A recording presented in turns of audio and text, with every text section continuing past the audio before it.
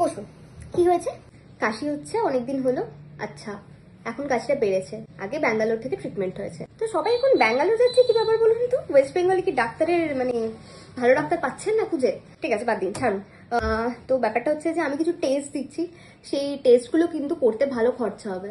এবার আপনারা কি করবেন দেখুন। মোটামুটি 50 থেকে 60 হাজার টাকা খরচা হবে, তার মধ্যে 30 হাজার টাকা আমি কমিশন খাবো। উনি কি কি মেডিসিন খান একটু বলুন তো? বলতে পারবে না তো? প্রেসক্রিপশনে লেখা রয়েছে? না না, ব্যাঙ্গালোরের প্রেসক্রিপশন দেখতে আমার বড্ড বেশি ইগোতে লাগে। তুমি একটা কাজ করো, তুমি সোজা গিয়ে, আমার কম্পাউন্ডার বসে আছে, ওর কাছ থেকে একটা হোয়াইট পেপার নিয়ে উনি যে সমস্ত মেডিসিন খান একটা জায়গায় নোট করে আমাকে দেখা। কই দেখি পেপারটা।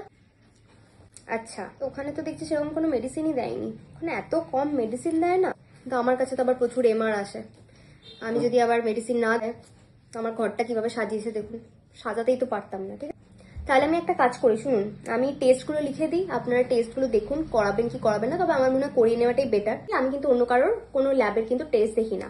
আপনি সোজা গিয়ে দেখবে 2 নম্বরই ডায়াগনিস সেন্টার আছে, ওখান থেকেই কিন্তু এই সমস্ত টেস্টগুলো করাবে, ঠিক আছে? কারণ আমার ওদের সাথে আবার ট্রাই আপ করা আছে, কমিশন খেতে হয়। তো আপনার বেসিক্যালি লাংস, কিডনি, হার্ট সমস্ত কিছু মানে খারাপের দিকে চলে গেছে। বাট আরো বেশি খারাপ করার দায়িত্ব বাকিটা কিন্তু আমার, কারণ আপনাকে বারবার আমার কাছে আসতে হবে, আর আমি এইভাবেই তো ইনকাম করবো। আপনি এই টেস্টগুলো করান, তারপর আমি কিছু ভুলভাল মেডিসিন দেবো যাতে আপনার রোগটা আরো বেড়ে যায়। ঠিক আছে, নমস্কার।